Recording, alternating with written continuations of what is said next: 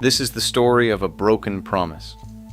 Boise, Idaho, the heart of Ada County, once ranked among America's most affordable cities, according to the National Association of Realtors, now sits in the second least affordable housing state in the entire country. The people who built the city, who taught in its schools, who served in its restaurants and stocked its shelves, they are the ones being pushed out. For decades, Boise sold a simple dream. Low cost of living, friendly people, wide open spaces, a place where a middle-class family could actually afford a home without drowning in debt. That dream attracted thousands, and then almost overnight, it devoured itself. Let's talk about what happened. To understand the collapse of Boise's affordability, you need to understand one date, March 2020. When COVID-19 sent millions of American workers home to their laptops, it triggered something nobody fully anticipated. If you could work from anywhere, why would you pay $4,000 a month for a cramped apartment in San Francisco when you could have a 4-bedroom house with a yard in Boise for a fraction of the price? The flood began immediately. In the second quarter of 2020, there were 320 moves into Idaho for every 100 moves out. Idaho became the number 2 inbound state in the nation. Remote workers carrying West Coast salaries descended on the Treasure Valley, and they brought something devastating with them, purchasing power that local wages couldn't touch. The numbers are staggering. From the second quarter of 2020 to the second quarter of 2021, home prices in Boise climbed 38.6% year over year. By July 2021, they were up over 47%. The median home price more than doubled between 2015 and 2022. A home that cost $349,000 in 2020 was suddenly worth over $506,000 by August 2021. And inventory? It collapsed. At the peak of demand in February 2021, there were just 532 homes available in all of Boise. 532 homes for an entire metropolitan area experiencing the fastest price growth in America. The demand for homes was at least 10 times higher than the number actually being constructed. Meanwhile, rents exploded alongside home prices. From January 2020 to January 2021, Boise rents jumped 12.4%, the single largest increase of any city in the nation. The average 1-bedroom apartment went from around $700 in 2010 to over $1,600 by 2025. Ali Rabe, director of the Boise area housing nonprofit Jesse Tree, put it bluntly.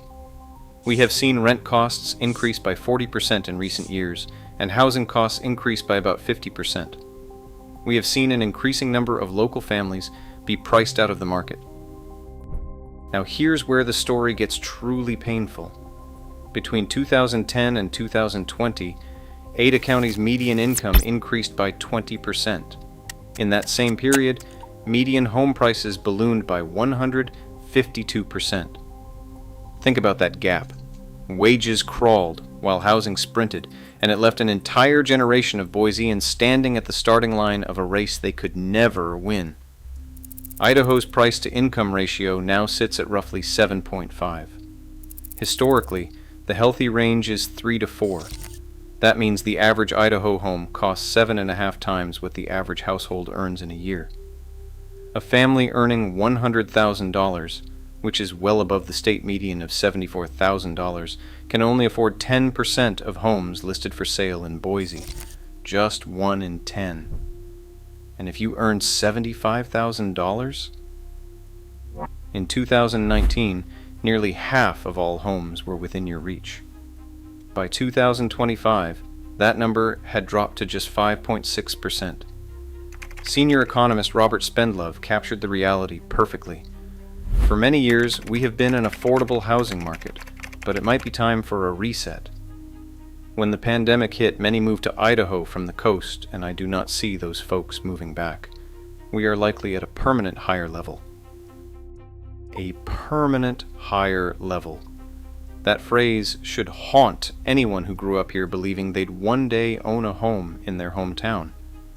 Now, there's a villain in this story, at least in the popular telling. Californians. And the resentment is real. Former Boise State football player Tyler Rousa found a card on his car that read, "Go back to California, we don't want you here." Stories circulated of West Coast buyers purchasing homes with cash, outbidding locals who'd saved for years.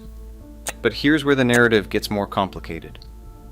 Census data shows that the majority of people moving into Ada County between 2013 and 2017 came from other counties within Idaho, not California. Only about 5,600 came from the Golden State during that 4-year window. Zillow economist Nicole Bachot has pushed back on the scapegoating, noting that more people and slow building drives up the cost of housing. Californians add to the numbers, but they aren't the singular driving force. The real culprit is simpler and harder to blame on an outsider: supply. For years, Boise didn't build enough housing. On average, the number of homes available in Idaho is half of what experts would consider a balanced market. When demand surged and supply didn't follow, prices had nowhere to go but up. So the market did eventually cool. By mid-2022, mortgage rates rose sharply, and Boise experienced the largest year-over-year negative price shift among the 100 largest U.S. housing markets. Nearly 70% of homes listed in July 2022 saw price cuts. Inflows to Idaho dropped by over 61%, the steepest decline in the nation.